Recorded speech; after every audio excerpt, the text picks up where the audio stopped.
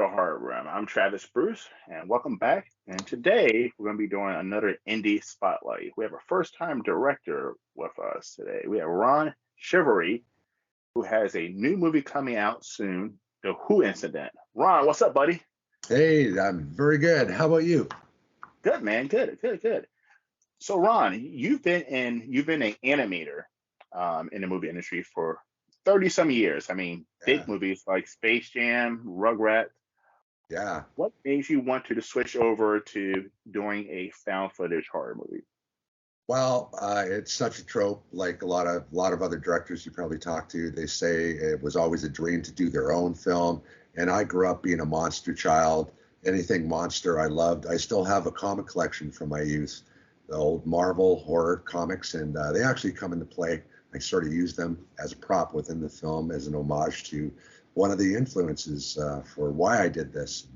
And famous monsters, Fangoria, you name it. And I was young watching movies come out on cable back in the day when there was such a thing, and that's all we Me had too. was streaming, Yeah. right? So I loved the late night horror that they put on, and a lot of times locally here. So I'm in Canada, I'm in Ontario, Canada, and we would pick up Fox Channel 29 on the UHF channel. We'd have to hit that UHF to find Sunday afternoon horror features, and it was so great. That's what I cut my teeth on, well before video stores or rentals were even a concept. Okay. Yeah. And so tell us a little bit about the Who incident. Mhm. Well, the Who incident, primarily, it's my wife and I that actually star in it. It was a result of COVID. It's been 3 years in the making. Wow.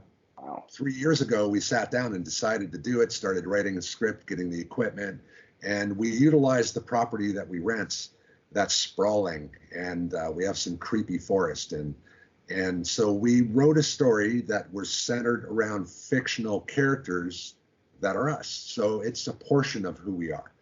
And it's centered around, and this is no spoiler. We do have a trailer out there on YouTube on our Haunted Lodge Productions channel. It shows that we're setting up for an anniversary party, a very special anniversary party that entails us having a bonfire with friends and family over. And we have this beautiful fire pit on the property that we've had many parties, drum circles, things like that. So my character within the story actually gifts us a pair of cameras, one being a handheld video camera, and the other is a pair of digital glasses, Orca, I believe. So we actually incorporate two POVs for important portions of the film, so it doesn't just feel flat. Technically, this is a found footage film, and that's the angle we were going with. So essentially, what takes place, because it's a mystery, what's really taking place. We deal with trigger objects, if you're familiar with those are. Hmm. It's like something has attached itself to an object. The object we have is Allie. It's a beloved old toy of my father in the movie. And my father's no longer with us. And we pull out Allie and a photo of Dad so he can sort of be represented at the anniversary party. And Allie starts acting weird, starts going off by himself, starts doing strange things. And Allie is a portent of things to come. So we deal with themes of ghostly visitations. That is a theme, and that's not giving anything away.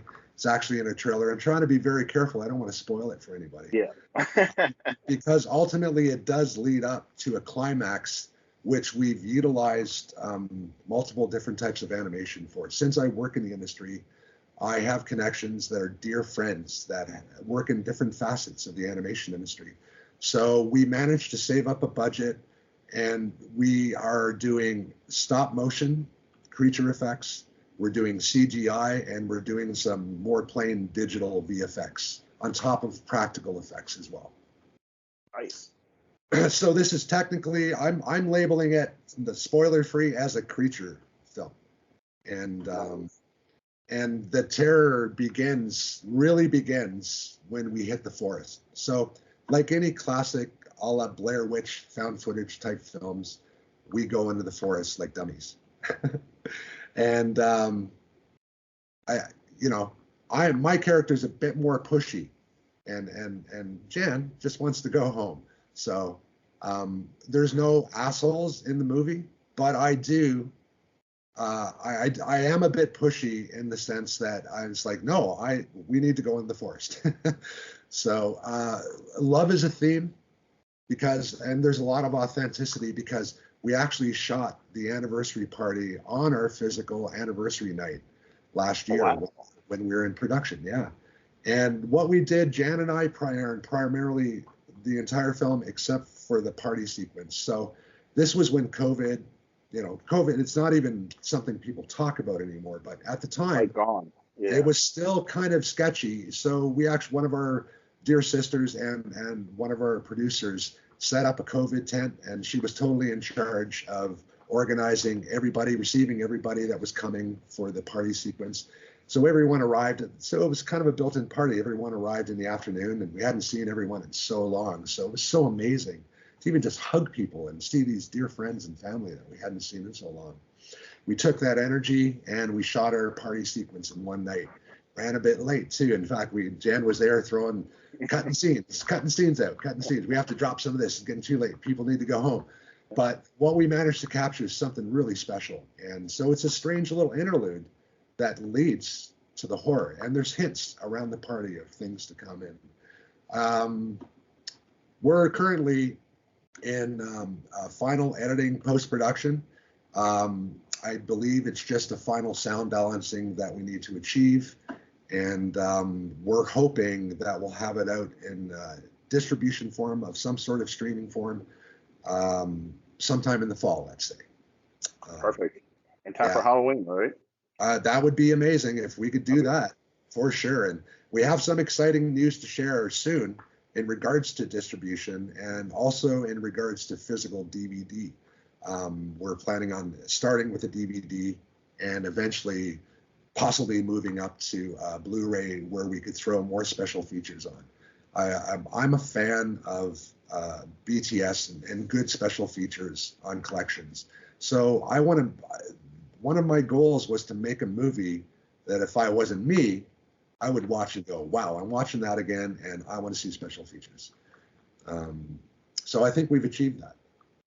Awesome. Now, have you shopped your movie out to any of the big film festivals? No, and we're going to consider that, and we'll see what the realistic nature of that is once we deal with getting the distribution locked down. It would be nice to try and get out to some festivals.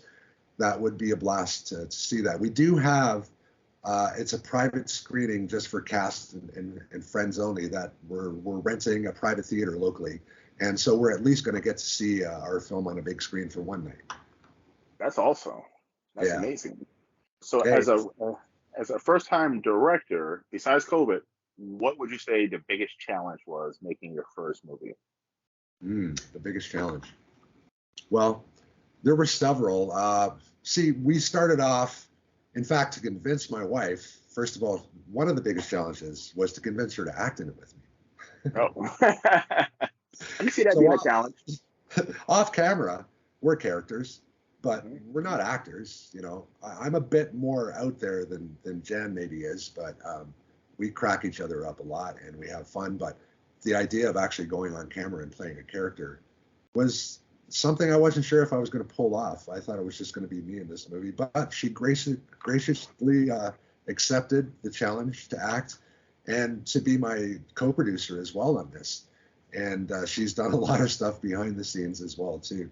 Lots of administrative stuff. We actually had an Indiegogo campaign that was successful, and we raised a portion of the money. And Jan was key instrumental in getting all that set up. And that's an artist's nightmare, trying to maneuver around the digital and the internet domain, setting that stuff up.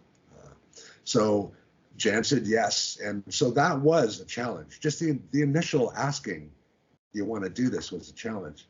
And when we started out, the idea was maybe to incorporate all practical effects, and keep on close to a zero budget. Well, luckily, I had some contracts, and during COVID, we were steadily working, luckily, and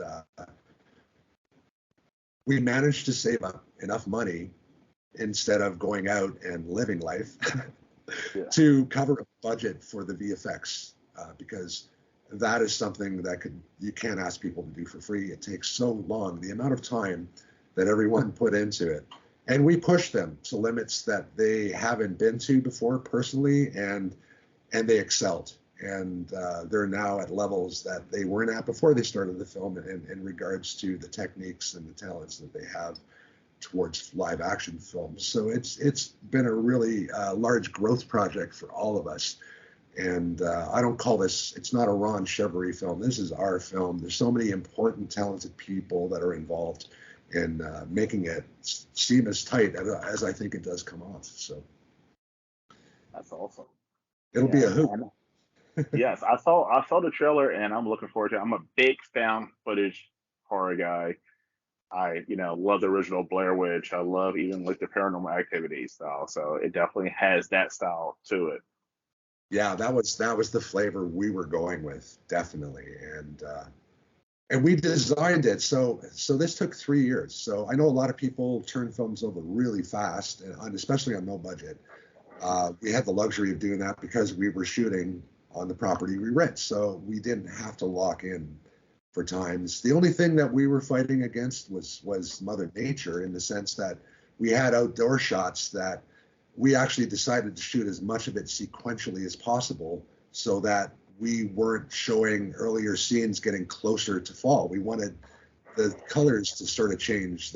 We had a lot of plants on the deck, and we shot a lot on our deck, and those were constantly growing. And so there's a little BTS when you watch the film. Watch for maybe some quick growth spurts, but there might be theories as to why things grow that are beyond just, faults of not being able to shoot within 3 days.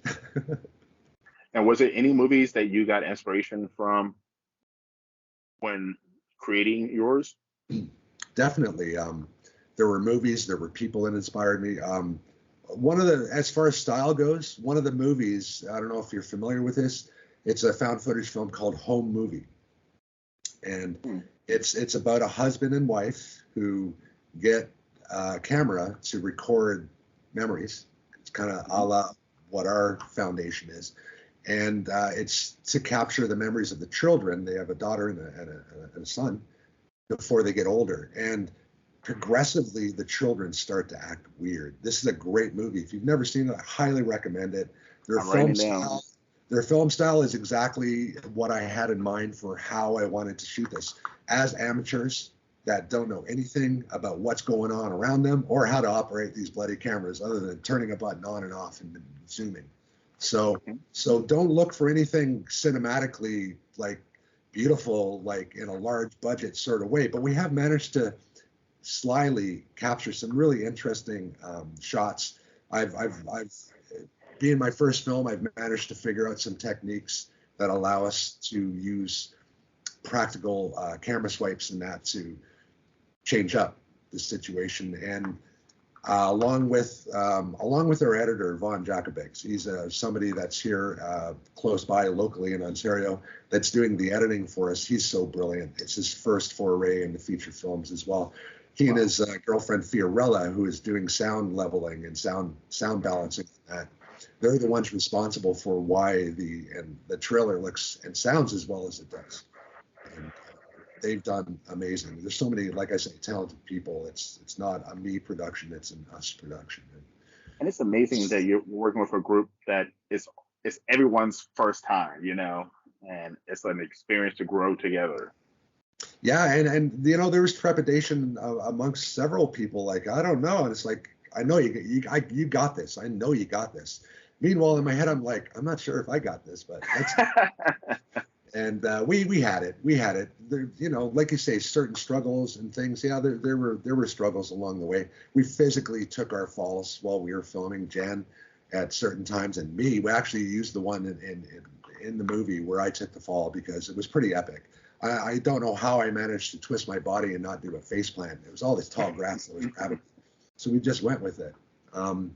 We've had a fair share of high strangeness around the film as well here. Really? Like So what? our production company we designated with this first film is called Haunted Lodge Productions. And the Yes. reasoning behind that name is that a portion of our house is a cabin, a log cabin that was built in 1812. And that is a really active part of the house. Lately, it's been quiet. We like it that way.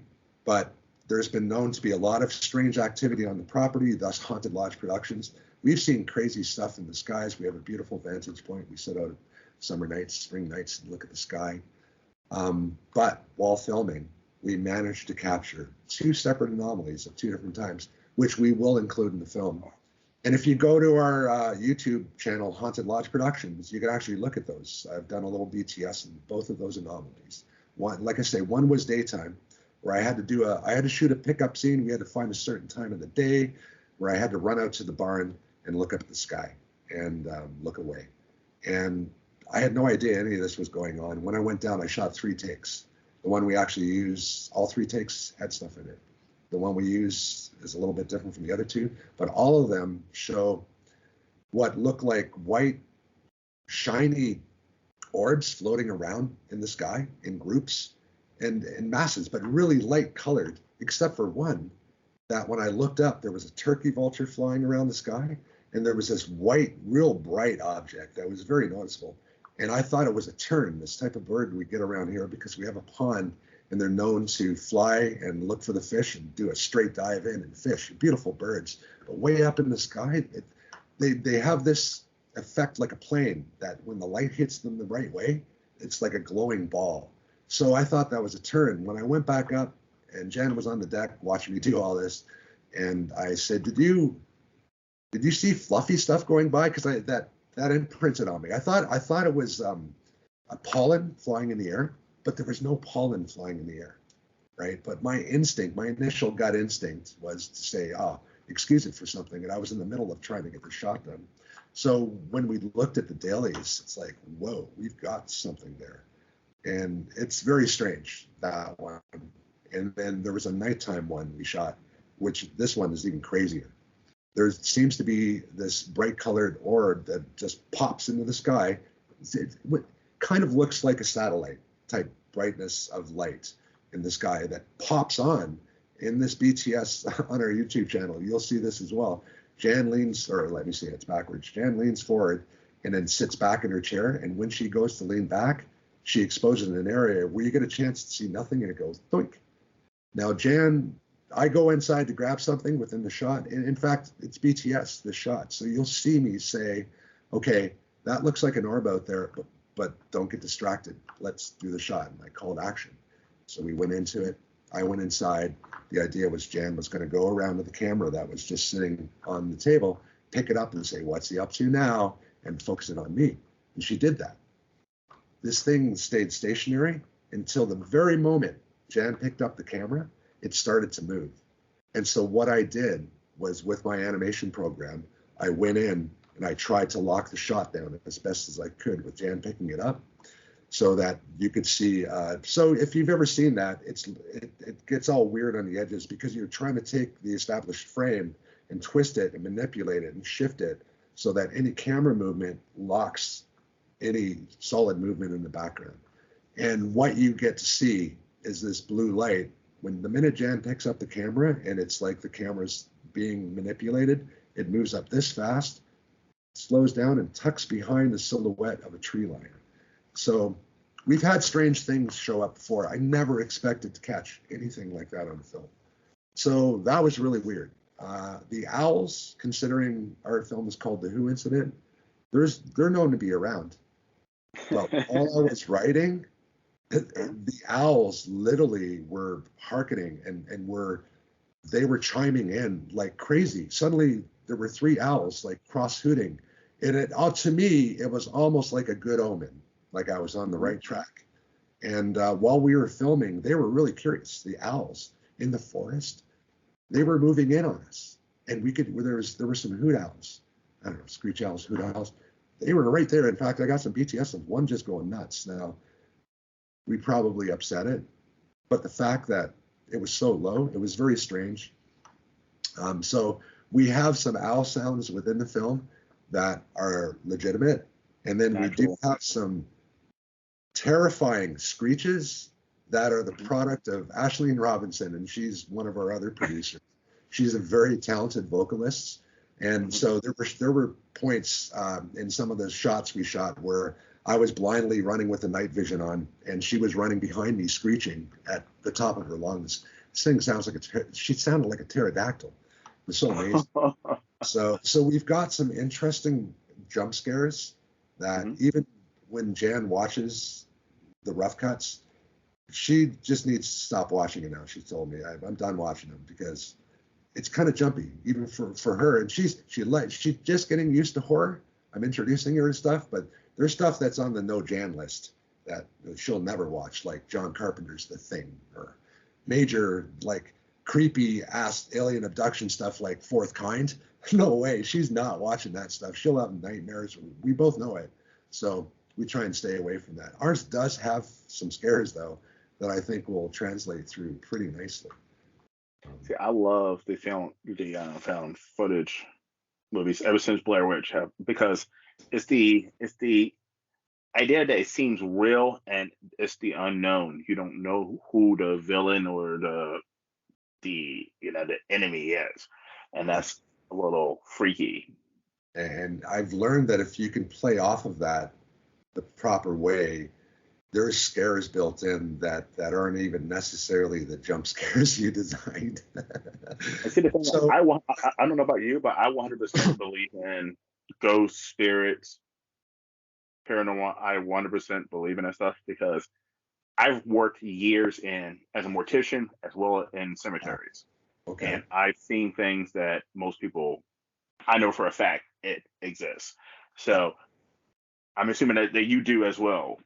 I've had crazy experiences, not even here in other locations. As a kid, I've been always attracted to all those, just like what you said, ghosts, monsters, UFOs, everything, like cryptids. When I started to learn about things crazier than just Bigfoot, my mind just went boom. So growing up, probably in my 20s, I discovered Dreamland, which was a show hosted by Art Bell and Whitley Strieber. Then I moved on to Coast to Coast, and so did Art. I realized there was this Coast to Coast.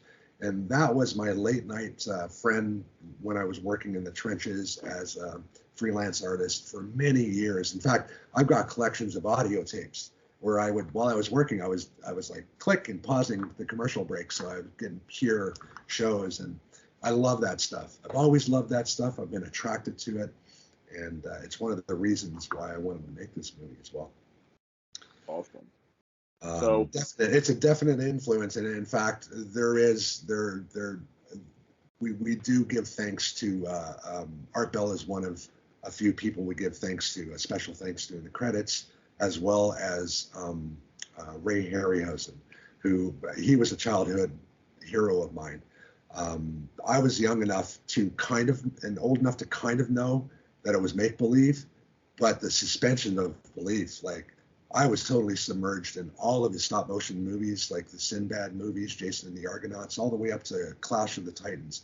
I was always fascinated with stop motion, and to have the opportunity to use that in our film this year, wow! Like that's a dream come true just in itself. So there's a lot of checks that we hit off the list on this one for personal faves. awesome. And Ron, where can people find you?